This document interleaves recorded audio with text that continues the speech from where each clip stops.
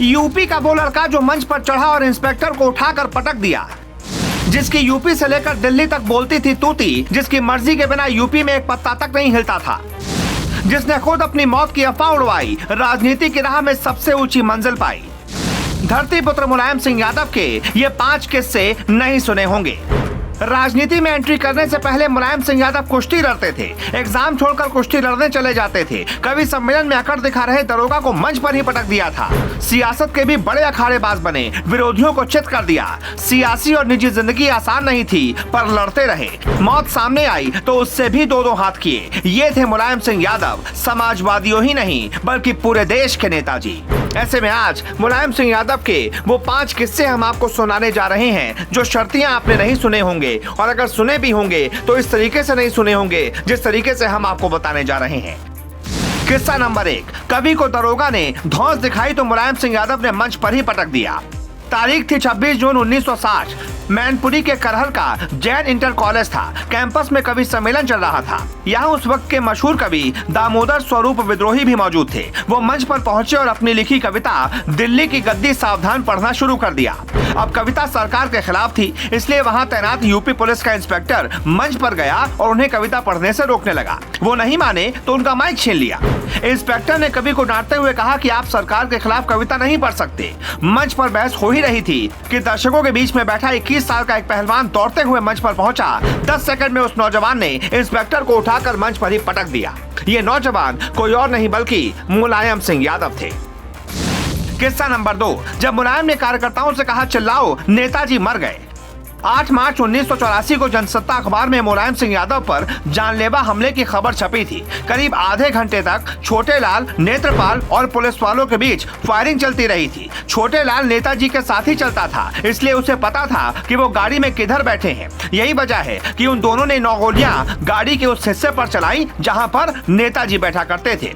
लेकिन लगातार फायरिंग से ड्राइवर का ध्यान हटा और उनकी गाड़ी डिसबैलेंस होकर सूखे नाले में गिर गई।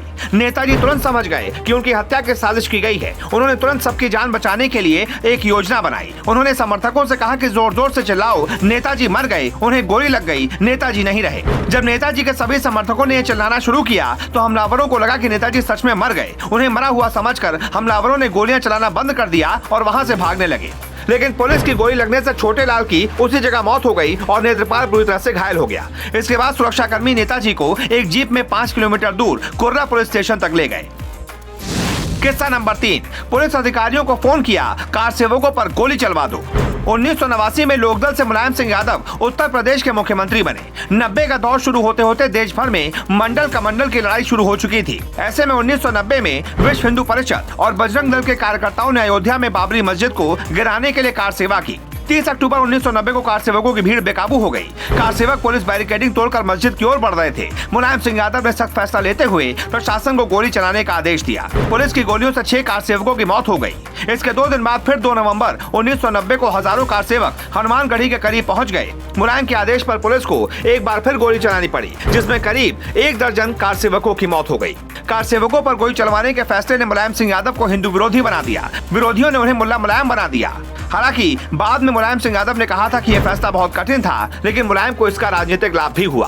कार सेवकों के विवादित ढांचे के करीब पहुंचने के बाद मुलायम ने सुरक्षा बलों को गोली चलाने का निर्देश दिया।